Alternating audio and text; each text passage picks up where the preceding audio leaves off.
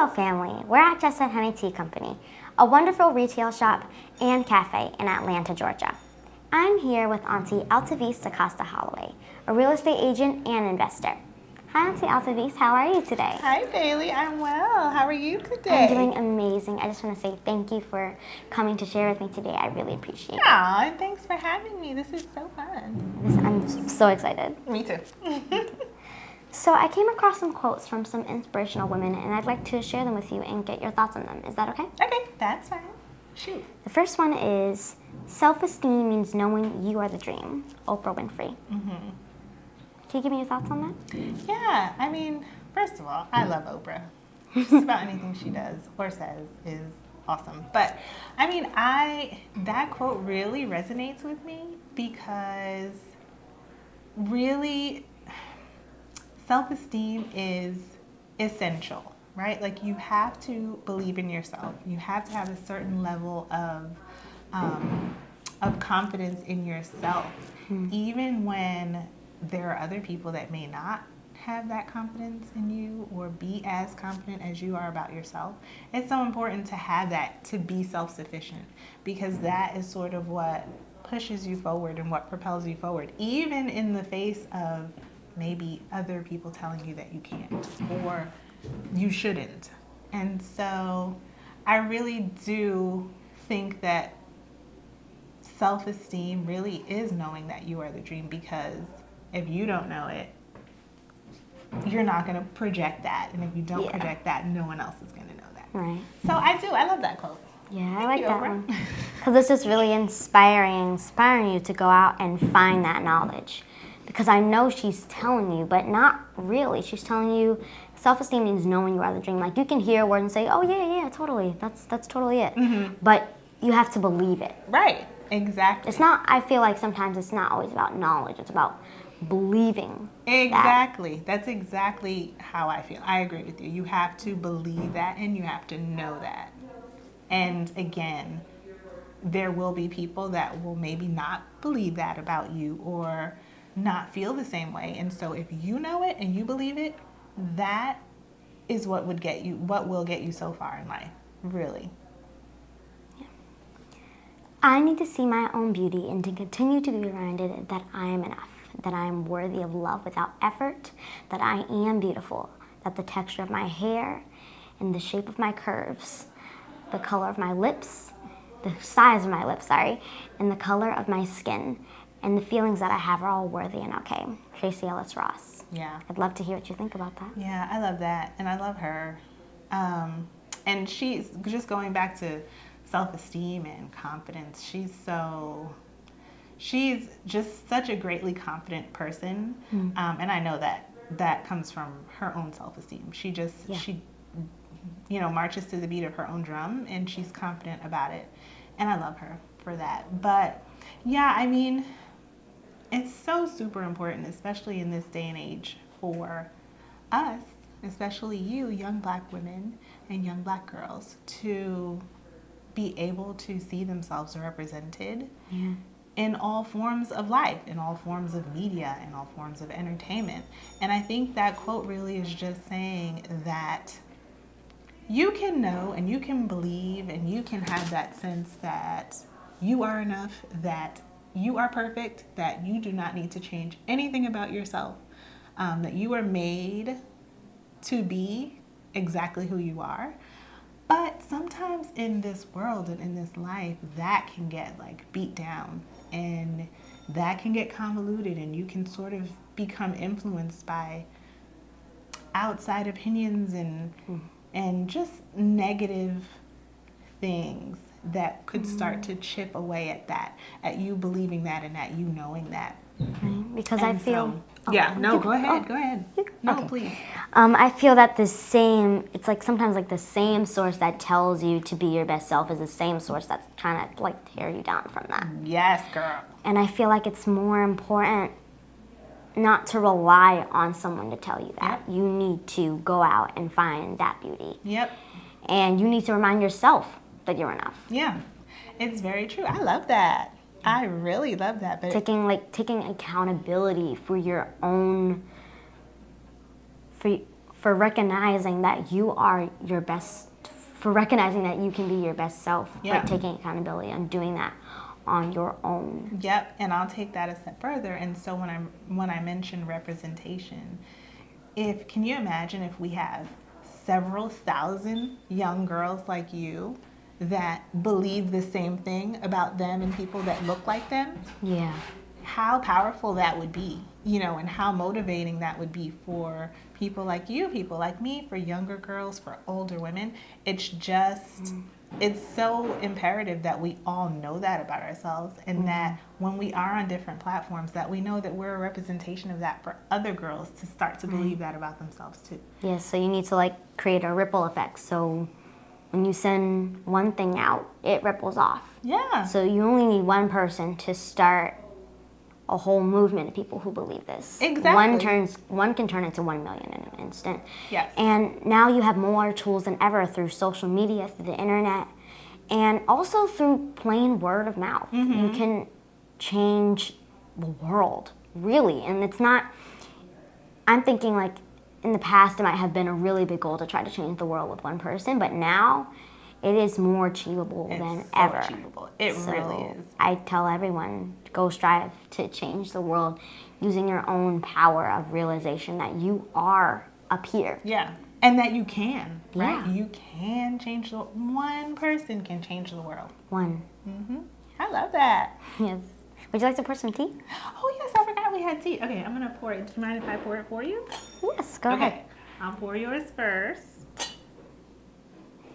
Tell me what. Oh, thank you. Teamwork.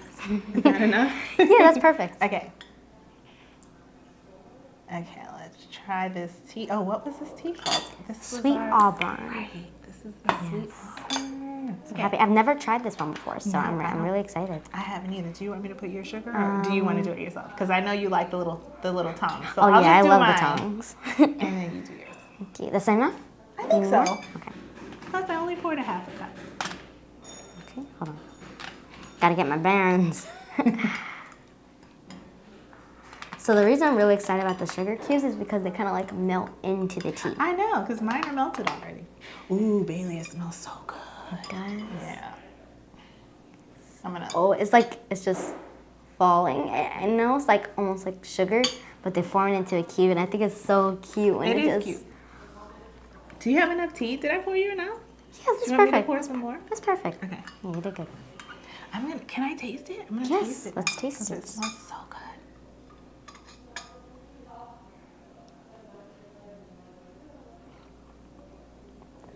My goodness. Ooh, Bailey. High fives on that one, girl. Yes. That is amazing. Ooh, that's so good. So creamy. That's amazing. No, that's just glorious. Ooh, yeah. That's nice. That is so amazing. We got a You good hear that, pick guys? today. That's amazing. Now this is good. Sweet Auburn. Oh. Another high five. I know. I need another one for that. Yeah, that was That's great. just delicious. Oh, goody. So, Auntie Altovise, what is a slow jam? Because my parents say I know nothing about a slow jam. I must know it's about time. That is so funny you ask. Okay, a slow jam. All right, well, back in our day, slow jams really are, I'm going to define it, okay? So a slow jam really is just a slow song or a ballad that just resonates with you. The jam part of it is just something that resonates with you, just sits in your soul, and you never forget it. So those types of songs were what we called slow jams back in the day. And even to this day, I use that word. That's my jam, or that is my slow jam. And for me, music feeds my soul. And a slow jam is the ultimate, it's almost dare I say, for me, slow jams and music in general is my form of, what's the word I want to use? It's my form of being in the Holy Spirit. Like nourishment? Yes. Because you know how some people go to church and they might, and depending on what their faith is, they might go to church and maybe they have a lot of music, and they listen to music, or they might catch the Holy Spirit and might dance and do all those things. So for me, I grew up Catholic, so we never did any of that. But for me, that's sort of how I equate music. Music is like my Holy Spirit. It's like how I connect to God. Amazing. And so yeah, a slow jam means all of that to me. Wow. I love that. Well, now that you know what a slow jam is, do you have any thoughts on what it means to like me and maybe my generation? Expression. Yeah. Strong expression of an emotion or a feeling. Yes. Yeah. I love that. Yes, that's exactly what Like I have a lot of songs that I like, but I know. I can't at this moment think of one that is so strongly impactful like that. Mm-hmm. But I'm sure I'll find one. You will. You're young. You will come across many slow jams that will stick with you. Some of my favorite artists are her. Maybe you've heard of her. Uh-huh. Maybe you've heard of her. I have heard of her. Daniel Caesar. Mm-hmm. I'm trying to like think of some. Lucky Day. Oh yeah. Mm-hmm. I like Alicia Keys. Yes, me too. Yes. Do you want to know a fun fact? What? Me and Alicia Keys grew up in the same building in New York. Wow, that's cool. Yeah, and our moms know each other. And I knew her briefly too. Wait, for real? Mm-hmm. Yeah, same building in Hell's Kitchen in New York. That's Times Square. That is amazing. Yeah. That is so cool.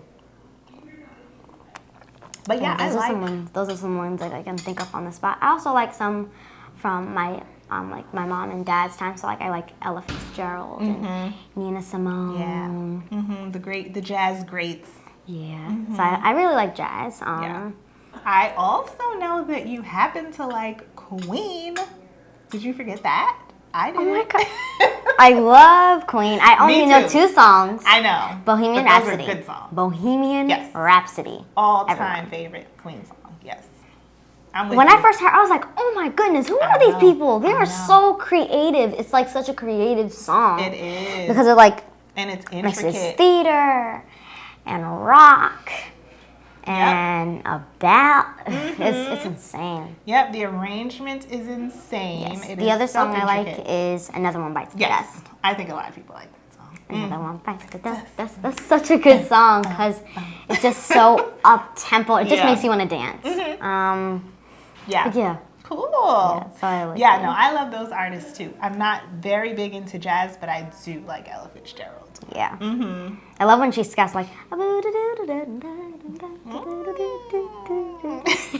I like scatting. It's a fun way to sing. Yeah, it is. Yeah. It's very creative. Like if you just want to it's like playing around with your voice. So like you can notice how low you can go, how high you can go, where's your most comfortable spot, and I think that's a really fun exercise to like kind of play with your voice a little bit. It's like basically exploring your voice as an instrument. Because your voice is an instrument. Yeah, it is. And so that's just like exploration of, I love that. I'm not a scatter, but it takes a lot of skill to do that. And also, there's something similar outside of the jazz genre, which is called runs, like running. And I'm not sure if you're familiar with what that is, but that's when singers add extra notes and extra things to the ends of phrases. It's very similar to scatting. But I think that is just an exploration, just seeing how far you can stretch your voice. Where can it take you? And I guess I say all this, you know that I'm a singer. And so I guess I'll just mention that quickly just so people are not like, well, why is she talking about that stuff? She doesn't know about this stuff. But I am a singer. I am classically trained. And so, stretching your voice or exploration, how I like to call it, is it's sort of like fine-tuning and to kind of see, it's like pushing the limits to see where your barriers are and what your limits are, and maybe you're limitless, but all of that is an exploration to get there, to get to a point where you can figure out, what can I do? What am I capable of, vocally speaking? And so, I think scatting and running, those are all very important things, and people who can do that are very skilled. But I love that part about exploration because, you know, you're just figuring out what you want to do, not only what you can do, but what you want to do, because I think that's really fun to do that. Yeah. I mean, an exploration is different for everyone, right? It's about what you like and who you are and what sound you want to convey and what sound makes you feel happy and good. For me, singing is really it's about feeding my soul. And for me, what makes me happy is being able to make other people happy. So, or making other people feel. So I know growing up when I used to listen to great vocalists like Whitney Houston and Shaka Khan and Celine Dion and Gladys Knight. You may not know some of these artists, but all of these artists were people I listened to growing up, and they just, whenever I would hear them sing, it just would make me feel. I don't even know. Whatever the emotion was, I would just feel. And sometimes I'd even get to a point where I'd be so enthralled that I'd even cry. And so I've always wanted to make other people feel with my voice how I feel when I hear those greats. And so, yeah, it's just about who you are, how you feel, what you want to convey, and how far you want to stretch. What does it mean to be stylish? Ooh, stylish. Well, you're stylish today. Oh, thank you. You too. You're welcome. Stylish. Well, I think most people would say being stylish is being on trend, like up on the latest trends, what everyone's wearing today or in this age. But I actually say stylish is knowing who you are and knowing what you like and your own personal style and running with that. Because the trends could change at any time, so then you'll be scrambling. Like, I was watching a TV show, and the main character was trying to, like, dress on trend. But every single moment, the trends were changing. Like, now it's plaid skirts, and now it's rainbow glasses instead of plaid glasses. And I just thought that was really interesting. Like, so, like, that's how fast it happens. Oh, yeah. So that's what a trend is. That illuminated something for me. Yeah, that's a good point. That's funny that you make that reference because trends change. I mean, that is the definition of the word. They change, and they change frequently. And if you're steady chasing a trend to be stylish, you're going to be broke or sorry or end up not even knowing who you are because you're chasing all these trends. Right. So that's why I think being stylish is really, I'll use the word again, it's an exploration of yourself, right? Exploration of self, meaning who am I? What do I like? What makes me happy? What makes me feel? And so through exploration of self, then you have this outward expression of that, right? And I think that's what being stylish is. Yeah, self-discovery. Yeah, I like that word. Toast to life. Let's toast to good friends and good family. Yeah. No. And good times. Yeah. Yeah. Okay. Life. Good times. Life. Woo.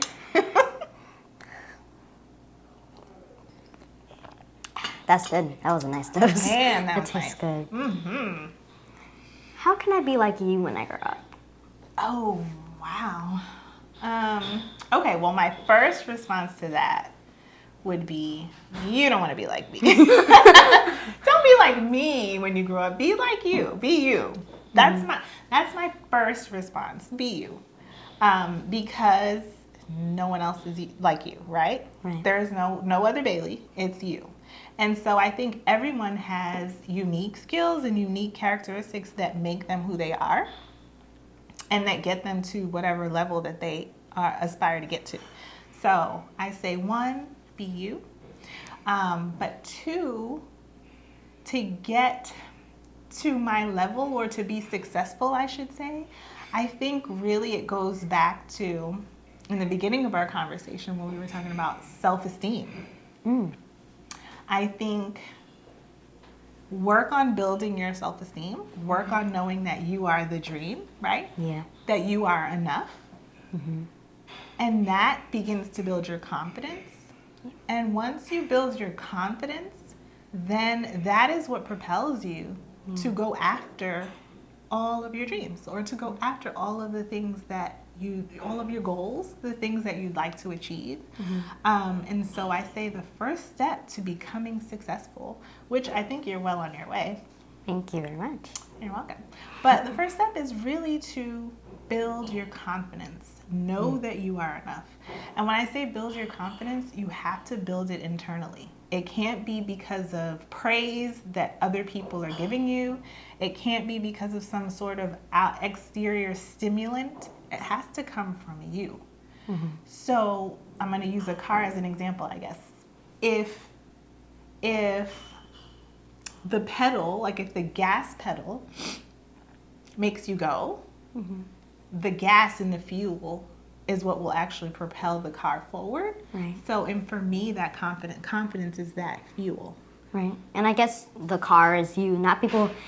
You can't have your full fuel be people telling you your car is pretty. You have to actually press the gas. Exactly, girl. I love that. Yes, that is, yes. Like sometimes I like to visualize life as like an apartment building. How so? So it's kind of like a series of doors. Let's say a series of doors, not maybe an apartment, but a series of doors. So, or even just one door. So there are like a bunch of locks. So self-esteem is one key. Happiness is another key. Nourishment and sleep is another key. Yeah. Good friends is another key. Good advice, good mentors are two other keys.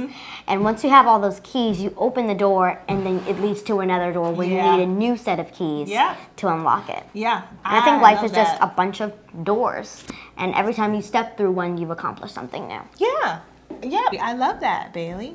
I have my own experience with building confidence and then losing my confidence and then losing a lot and now trying to rebuild that. So like I said, I was a singer. First, when I graduated college, I was pursuing singing and musical theater, and I did a lot of shows on and off Broadway, and I had huge confidence. I worked very hard prior to that to build up my confidence, and it really propelled me forward. It sort of started to dwindle. And so I started to make decisions based on what other people thought I should do and who other people thought that I was. And I wasn't relying on my self-esteem. I wasn't relying on what I knew to be true about myself. And so when I switched careers, I really had to build my confidence back up to be able to pick myself up and say, okay, I'm going to switch careers. And now I am going to, I'm going to learn fashion and I'm going to create a fashion empire. And so I did that for a few years and that was great. And I loved it. But then I suffered a blow and I lost my job. And so that shot my confidence way down. And so here's the thing about confidence. Why I say it should be internal is because my confidence fluctuated based on what was happening around me. So basically your confidence was kind of like a puppet and it was controlled, the strings were controlled by other forces. Yes, by external forces. Yeah. And that should never be. So that happened to me. My confidence really, waned a lot after that, and I had to work again to redefine myself and to rebuild my life. And so after that, I became a real estate agent. And so I went back to school and I got licensed and I threw myself into a business that I had no prior knowledge of. And that took a lot of work, a lot of hard work, a lot of believing in myself, a lot of knowing who I am and that I could do it. And again, I had to build my confidence. But this time around, I learned enough to know that I need to know that I can do it for me. That I need to know that no matter what happens, that's not going to chip away at who I am because I know who I am. And so that's what I did. And so now I am a real estate agent, and I have been for 6 years, helping tons of families here in the Atlanta metro area make their real estate dreams come true. Buy homes for their families and invest in properties and build businesses and build up communities. And so it's been really a great ride for me, and it's a great example for me of service, to be in service of. Yes. I think being in service of others is, it's not something that is practiced wildly, but I think that if more people lived to be in service of others, that we'd have a much better world.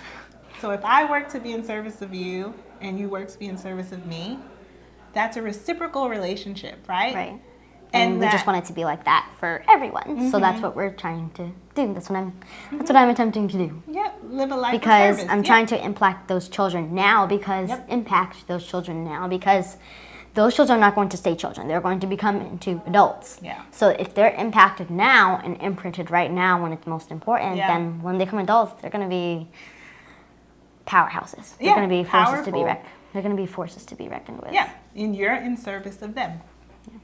And see how and once those young people come up, they'll pay it forward and be in service of others. And so I think it's just very honorable to be in service of others, and I think it's very humbling too. Yeah. Yeah. How do you build your business? That's a good question.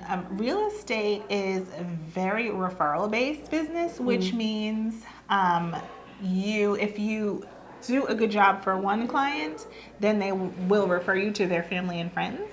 And so it's very word of mouth, referral based. And so if I've done a good job, this person will refer me to their parents. And then if I do a good job for them, their parents will refer me to their gardener, and so on and so forth. So it's about, I want to say 90% referral and relationship driven. And what's the other 10%? I think the other 10% is what comes from when you do things like marketing, direct marketing, email marketing, or just if I'm in the supermarket and someone says, "Oh, I love your shoes," we spark a conversation and I say, "Hey, by the way, here is my card. If you ever have a real estate need, I'd love to help you." And so I think the other 10% comes from things like that, from marketing, and then just from having conversations with people in the street. And believe it or not, I have a lot of conversations with people in the street. How many cards have you given, do you think, maybe? I've retained several clients from just random conversations in the street. Wow. That's pretty remarkable. Mm-hmm. It is. It's like I said, it's very relationship driven, and I am very social. I love to talk. I love to meet people. And so that's helpful. That's helpful in this business. Is there anything you'd like to share with us before we go? Is there like any wisdom, inspiration, advice, anything? Yes. I think what I will leave you with is that what I've learned, or what I have been learning in my in my years, is that you have to live a bold life. Because life is so precious, and it really is short. And when I say it's short, I mean that no day is promised. And so you have to live boldly, because this is our only shot. We only get one life. And so many people get bogged down with fear and anxiety and worrying about what other people may think of them. And that's not what life is about. I think life is about exploration and learning yourself and loving yourself. And you have to do that boldly. And so I think that who cares about the fear? Who cares about the anxiety? Who cares what other people think? Who cares? It's your life. You live it. Right. You have your goals. You have all the things that you want to achieve, do it. It's not like you're ignoring what other people have to say, because their opinions can be great for improving yourself, but don't take it to the point where if you don't get their approval, you're not approved. Yes. Yep. I like that. Because, and then also you really want to only take advice or even feedback from those that love you and those that you love. Because even sometimes our people who are not in our corner will want to give feedback or advice that may not be very beneficial just because they don't have your back. And so I think, yes, it's important to get that feedback and that advice and support from the people who love you while still living your life boldly. Yeah. So never take anyone's advice as fact. Don't take anyone's critique or whatever as, okay, if they don't say that, then I'm not that. Yeah, exactly. Don't ever take it like, even with the family member, don't take it like that. Yeah, I think you can receive and you can put things in buckets and pockets and in place. And you can reach from certain buckets as you need it, and you can evaluate on your own whether or not it's valuable or whether or not it's earnest or comes from love. So live a bold life. Do you enjoy the journey to all of your success? I love that. That's a great sentiment to end. Yeah, I think so. Thank you so much. Thank you. I'm so happy we did this. Me too. Thank you for having me. This was you so fun. much. And the tea is so yummy. Cheers. Oh, cheers. Thank you for joining us today. I hope you've been inspired with this conversation that we had with Auntie Altovise, Dacosta, Holloway. And thank you again to the Shelton family for inviting us here to this wonderful space. Once again, I appreciate all of you and have a wonderful day. This is so